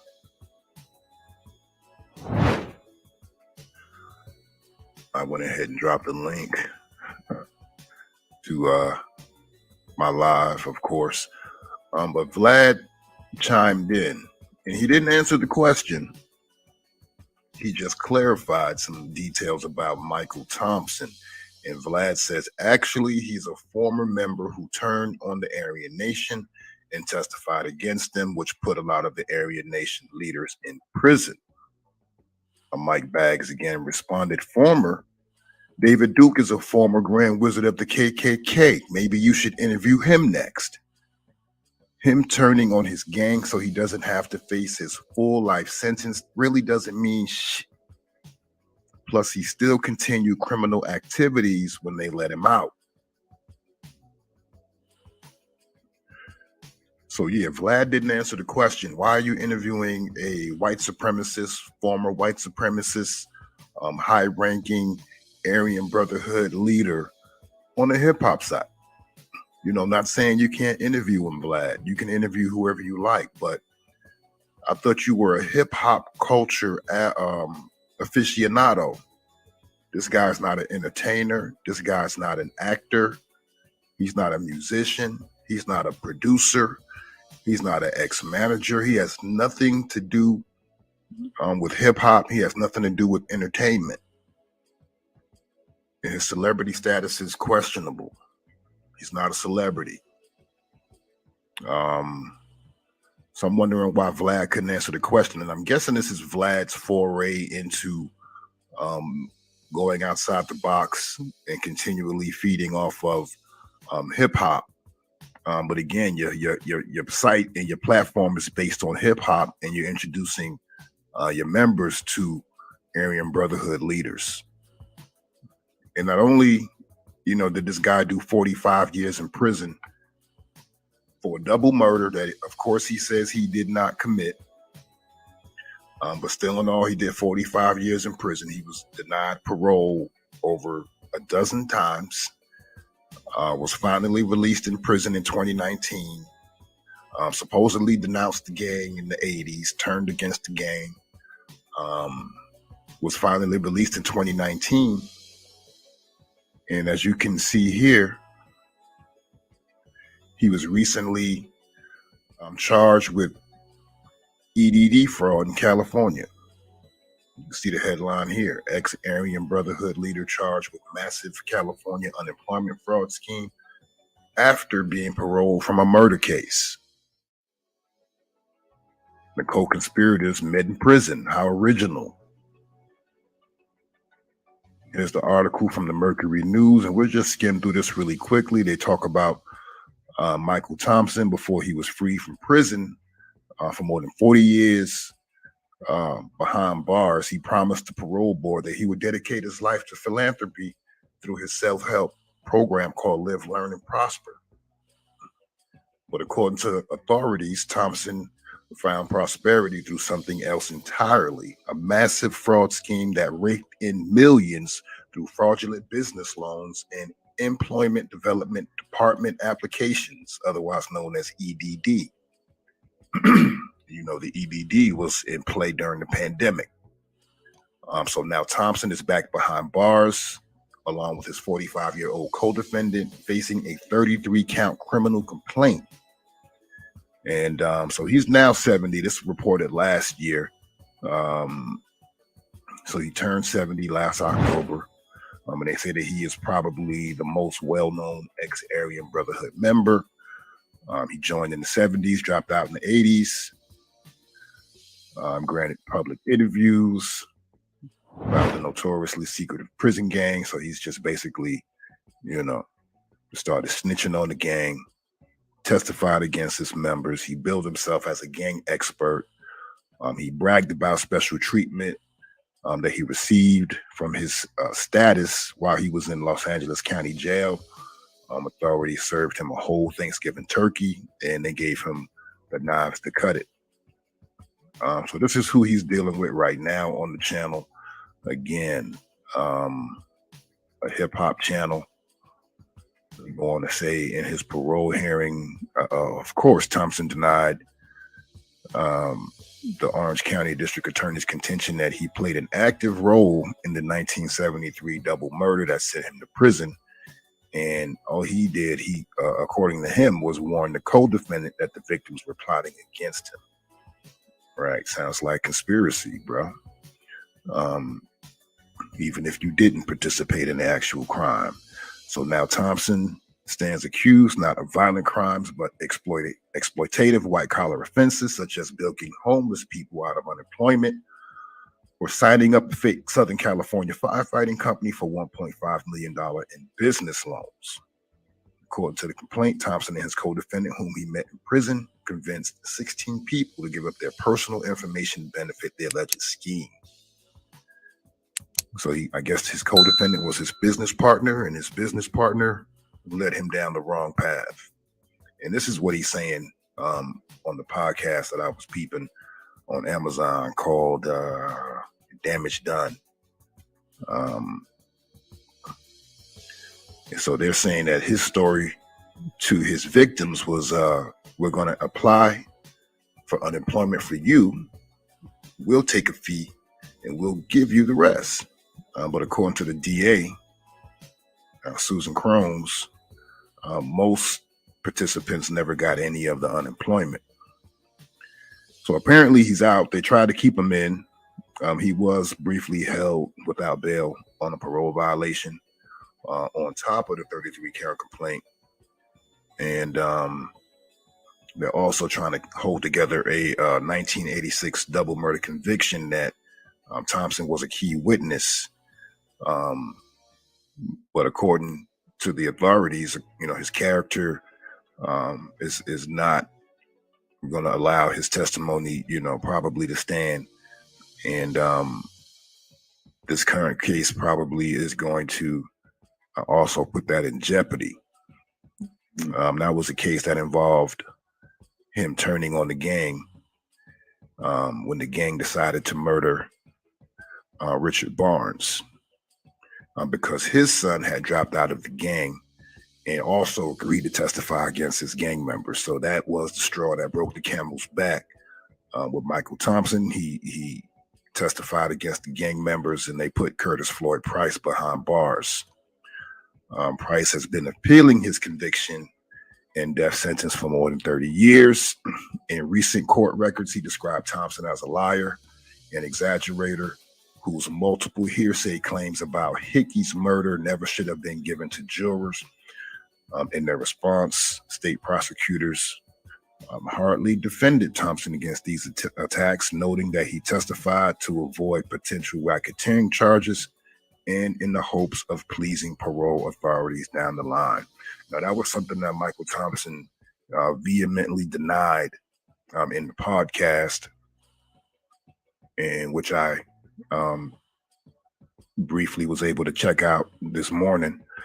And, they built his story as some sort of story of redemption. And here it is right here, the Aryan Brotherhood and Redemption. Michael Thompson returns. And that's the podcast there, The Damage Done. He vehemently denied testifying against his gang members for any sort of lenience. But right here, the prosecutors say that the only reason he testified was to avoid potential racketeering charges and in the hopes of pleasing parole authorities down the line. It was hopes. Now, he probably didn't curry much favor because, again, this was in 1985. He wasn't released until 2019. But he did it with the hopes that he would receive some leniency. He also says, in sum, no rational juror could have convicted anyone of anything solely on the word of the admitted perjurer and schemer Thompson. So, sounds like even the prosecution is not offering any defense of Michael Thompson's character. So again, this is who Vlad has on the show. He never did answer the question as to why on a hip hop site, would you feature an Aryan Brotherhood, not only member, but leader? And he claims to be of Native American heritage. And we just want to read really quickly because somebody in the comments asked a question, who said Vlad was hip hop? Right here, Latinos are the new KKK, allegedly. Asked, who said Vlad was hip hop? Mike Baggs responded, he did. Shit, he says there is literally nothing celebrity or urban about interviewing a white supremacist who was a high-ranking member of the Aryan Brotherhood. And this is Vlad, a screenshot of Vlad's About Us, where he says Vlad TV is the world's leading source of celebrity interviews and urban news. Our exclusive daily content provides the hard-hitting interviews from your favorite urban artists, actors, athletes, and cultural figures. If it's making noise in the culture, we're providing the information, education, and commentary from unique voices in the community, past or present. So again, not seeing the connection between Michael Thompson and hip hop or the urban community. This guy was raised on a reservation, I believe, somewhere in California, out west. He's an Aryan Nation member or ex-member, and admitted white supremacist, even if it's formerly. You know, just because you're not attached any longer to a white supremacist group, that doesn't mean that your views have changed. It just means your associations and your affiliations have changed. So how is this something that benefits in any way or provide any entertainment value for your subscribers, Vlad? That's what I'm trying to figure out. And you never did answer the question. You know, your site is clearly described as a hip hop site. You said if it's popping in the urban community, then you're on it. I don't think Michael Thompson is popping in the urban community. It's not making noise in the culture. You know? But you said you didn't want to interview Andrew Tate. And I would say that an Andrew Tate interview would be much more relevant to the culture than Michael Thompson. I could think of a few figures you could interview, you know? Why don't you interview FG? Since you like bringing warring factions on your show. Bring Alex Alonso on the show. You know, these are two people that come to mind, you know, but here, you know, this is what Vlad is doing. I guess this is his attempt to broaden his horizons and not solely feed off of hip hop. But I just don't think this is the platform. You kind of painted yourself into a corner. So, yeah, this might not have been the best look. And apparently there's some pushback on Black Twitter. Like I say, Mike Baggs put this up. Well, he put this up on yesterday. Okay. Yeah. So here we are. You guys hop down in the comment section. Let me know what you think. Smash like on this video. Subscribe to the channel. This is your man on the line, Bill Money, signing off. I'll see you on the other side.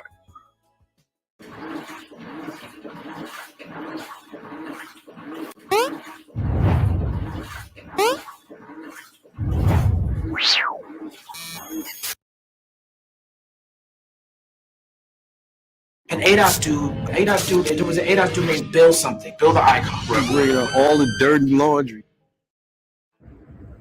You see what it is about DJ Vlad and Vlad TV is he wants to be a participant in hip hop culture. He wants to be a guest in hip hop culture, reap the benefits and the rewards, the financial and monetary rewards, the social rewards of being associated with hip hop. But Vlad doesn't want to follow the rules of hip hop. Hip hop is a subculture. Dominant society's rules do not apply. There's a certain set of rules and regulations in all cultures. And hip hop culture is no different. And with Vlad, he wants to take part, but he wants to make up his own rules as he goes along. That's akin to someone coming into your home and saying they're welcome, they're thankful for being a guest in your home, but they like to have the temperature a little colder, or they don't want to take their shoes off. They want to sit, on your bed. They want to do what they want to do. And that's Vlad's problem. Vlad needs to learn to respect the rules of the game, and he wouldn't catch nearly as much heat as he's catching. Get your money. We don't hate on people getting money, but we don't like the disrespect. We don't tolerate the making up your own rules as you go along, Vlad. You're in our house. Respect the rules, or you're going to have to run a fade, man, at some point in time. You're going to have to run. That's hip hop. If we got beef, run a fade. You want to participate in hip hop? I just heard Alex Alonso in FB,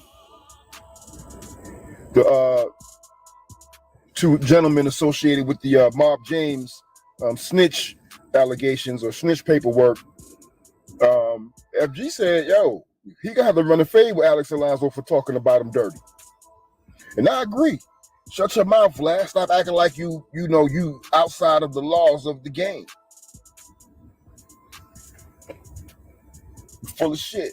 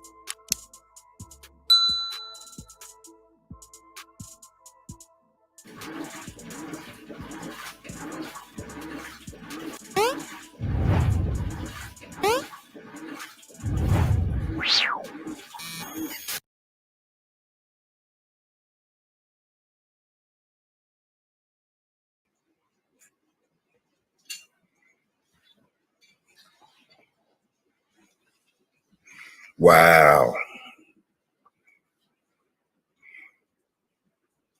Just watched Jose Aldo get laid down, as in robbed.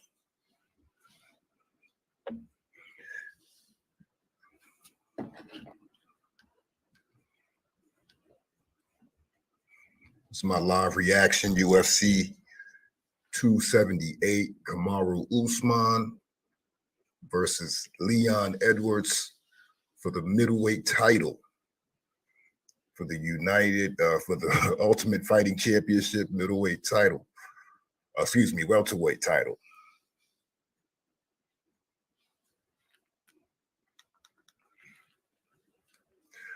So I don't know. I'm gonna have to go back and watch this fight with Jose. Jose seemed to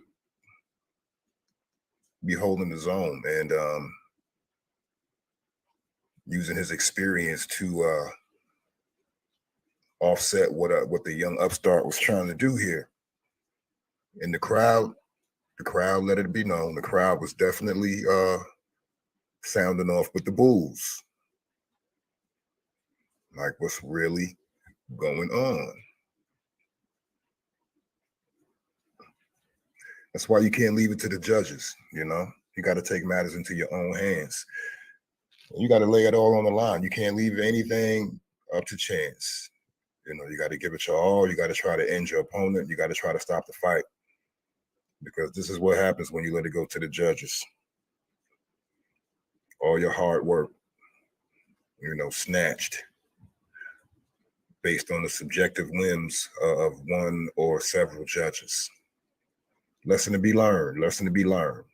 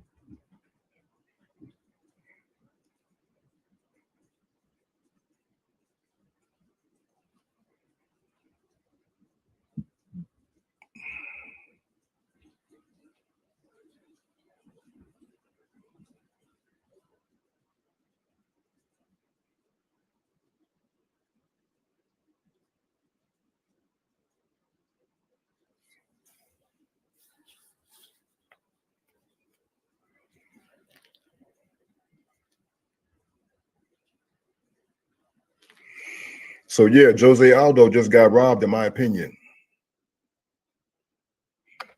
The crowd also felt the same way. Tap in. UFC 278, Kamaru Usman versus Leon Edwards for the for the UFC welterweight title. Who you got?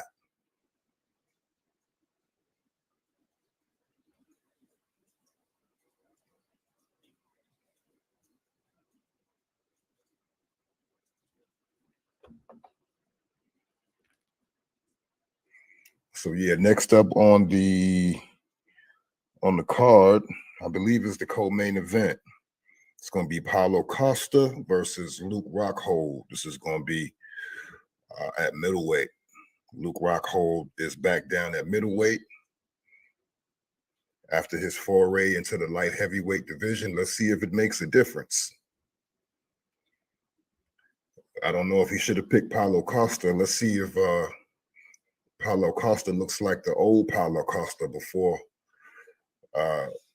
he got dismantled by Israel Adesanya. But I'm expecting Paulo Costa to really just let it all hang out tonight. And I expect Luke Rockhold to get caught on the chin and to go to sleep expeditiously. Luke Rockhold doesn't have a chin anymore. And I just don't think he has the killer instinct anymore. I think he's ingested way too many shrooms, taking way too many trips.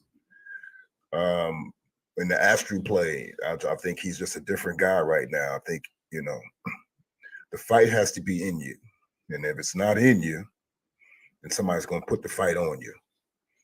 So if the fight's not in you, like Dana White always says, if a guy doesn't want to fight, then he needs to go ahead and get out. We're not going to, we don't need to make him fight. But we'll see what happens tonight. He's talking real greasy about Paulo Costa, a man who can't even understand English. So who you guys got tonight? Do you have Leon Edwards, or are you going to ride with the champion, Kamaru Usman? Tap in, let me know. And I wish I could show you guys the fight, but you know what it is. They just yapped my earlier stream because of some of the audio bled through. And I didn't realize that the audio was playing from the live broadcast. So yeah, they yapped that stream. I had to run it back. I hope they don't give me a strike. Sorry, YouTube. So yeah, so far so good. But yeah, I'm really just looking forward to the co-main, which is up next. Luke Rockhold is going to make his,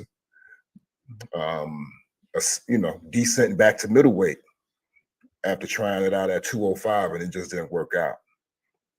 Definitely didn't have the chin for the 205 division. So who do you guys got? Paulo Costa or Luke Rockhold? Tap in, let me know.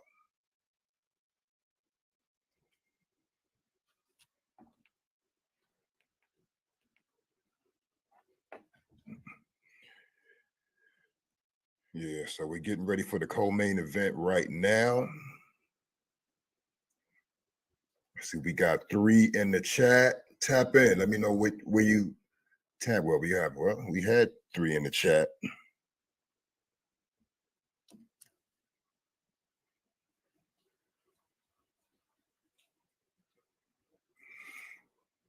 And I don't do this often. I don't really go live a lot. I need to start doing live broadcasts more often.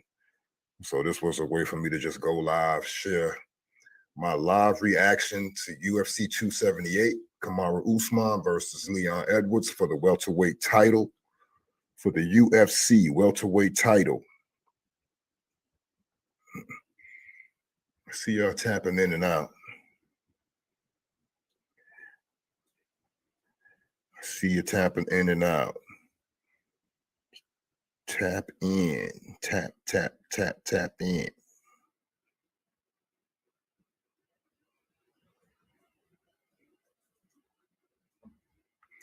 Tap in with your boy.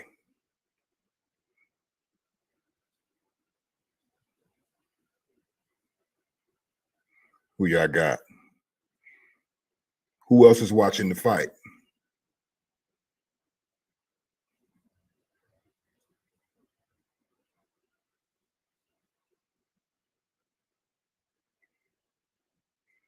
I don't blame you. Damn near $100.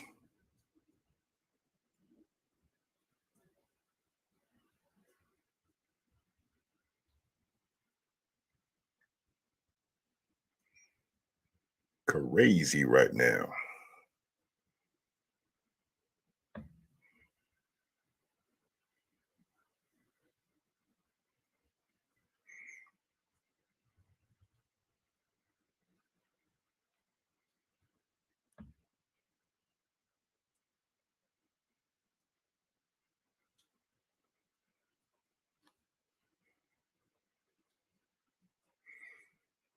I don't know about that guy, Luke Rockhold.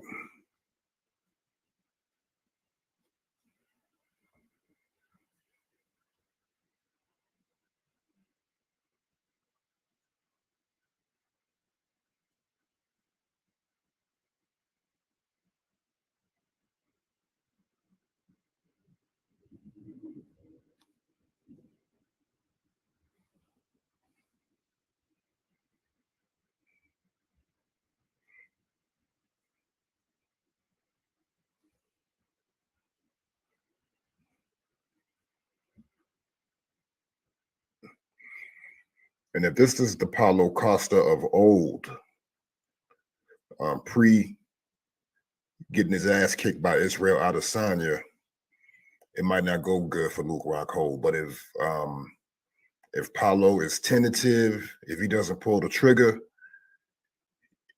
if he allows Rockhold to take him into later rounds, then the edge goes to Rockhold in my judgment.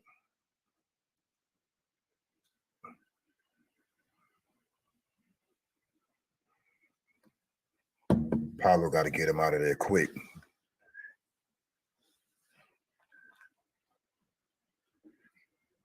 Oh, excuse me. He'll gas out. Paulo Costa looking super swole. And this man drops down from walking around at around 250 pounds in off season or when he's not fighting.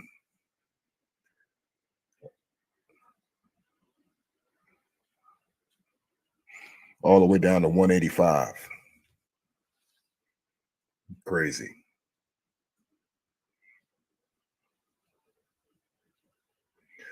So yeah, Paulo Costa is entering the ring. Luke Rockhold the weights. Costa looking like a well-oiled machine. He's looking really good tonight. Looks like his conditioning was on point. He looked really good at the weigh-in. Although he was sucked in and dehydrated, he was lean and muscular, and he's filled out nicely. Since the weigh-in, he's looking like a wrecking ball right now. Let's see what he can do. My money's on Paulo Costa. If I was a betting man, I'm putting my money with Paulo.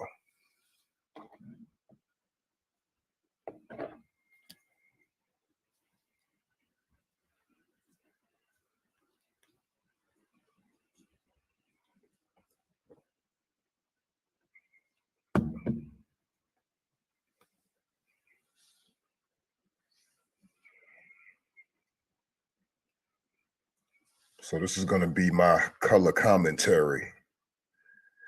So we got Paulo, 31 years of age, Rockhold, 37. Rockhold at 6'3", Paulo at 6'1", and they both tipped the scales at 185.5. And we have Luke Rockhold with a 5-inch reach advantage.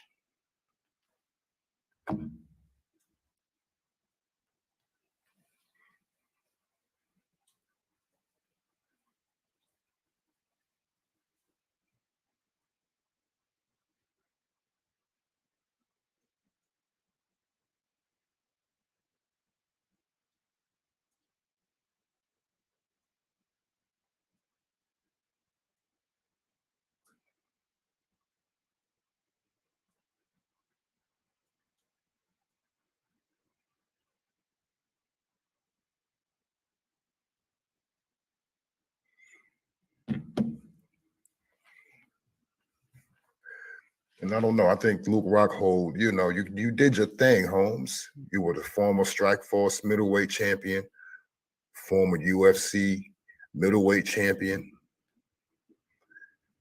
And I think it's just that your time it might have come and gone.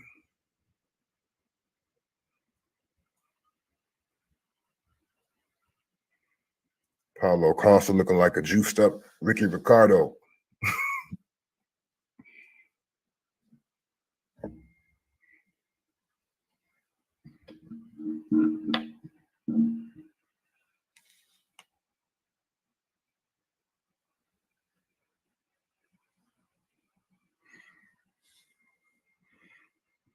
Bruce Buffer on the booger sugar as usual.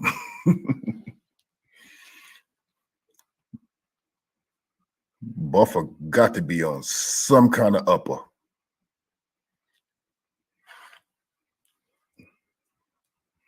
Bruce Buffer on the upper. So we've got action. Paulo Costa takes the middle of the ring, center of the octagon. Okay.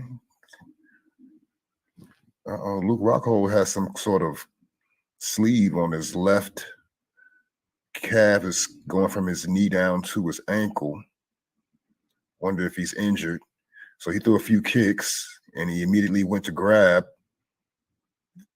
Costa stuffed the takedown, hooked his right arm and began to unload on Rockhold. Let Rockhold feel some of that power. He hit him cleanly a few times.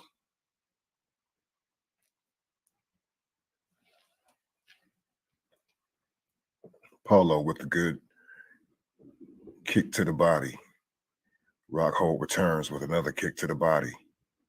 Paulo Costa swarming Rockhold up against the cage. Grabs the leg, got the takedown. Costa's on top. Scrambling for position. He's in the guard.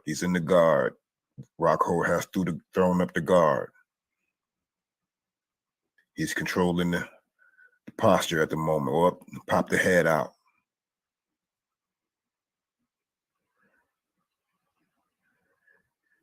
Paulo gives him a body shot from the top. He's comfortably in guard right now. He's dropping some elbows from close quarter. Not really super impactful, but Rockhold responds and attempts to grab the head to control the posture. Okay. He's half guard. He's trying to pass. Rockhold is controlling posture. He's controlling the posture. He's doing it.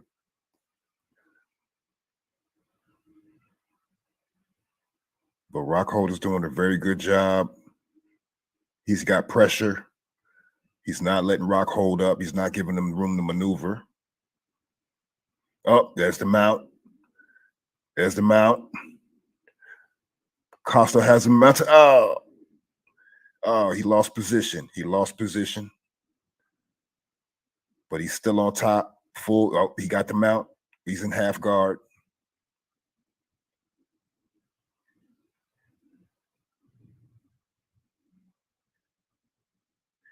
Yeah, Rockhold took the fight to the ground, in my opinion, because he didn't want to get knocked out.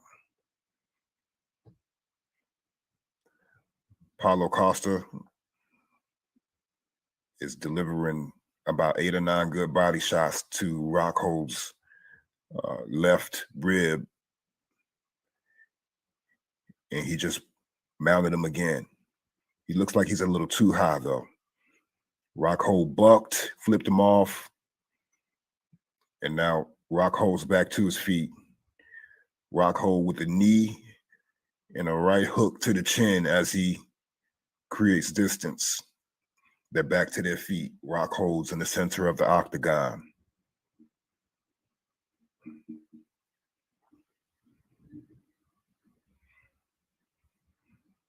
Costa with the jab.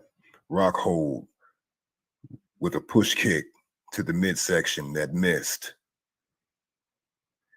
Rockhold attempted a good question mark kick, but it missed. Rockhold with kicks to the body. Paulo Costa invite him to give me more kicks. Oh, now Rockhold with a spinning back kick. But Costa pressuring Rockhold up against the octagon. It looks like Rockhold is bleeding from the nostrils. He's taking some damage, no doubt. He took some damage from the top when he was and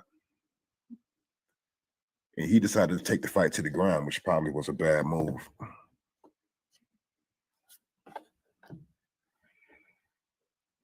Costa has Rockhold pinned up against the cage. Rockhold looks fatigued. And we only in round one, I believe, of is this a 3-rounder or a 5-rounder? It seems to be like it would be a 5-rounder.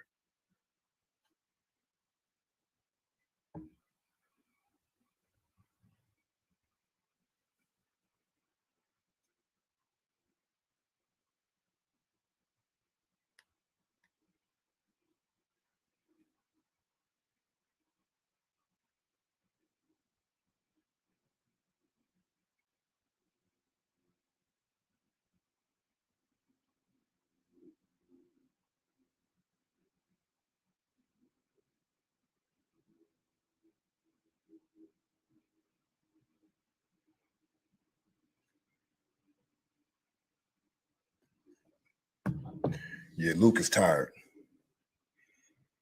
They icing him down good. He's not sitting, he's standing up though, but he looks exhausted.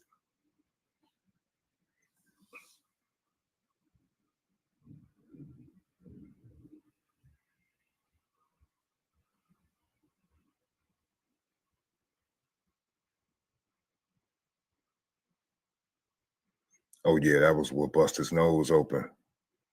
Yeah, Paulo was putting those paws on Rockhold. That's why Rockhold took it to the ground. Well, attempted to. Actually, Costa took Rockhold to the ground, roughed him up pretty good. Rockhold gesturing across the ring, pounded his chest and pointed to Costa.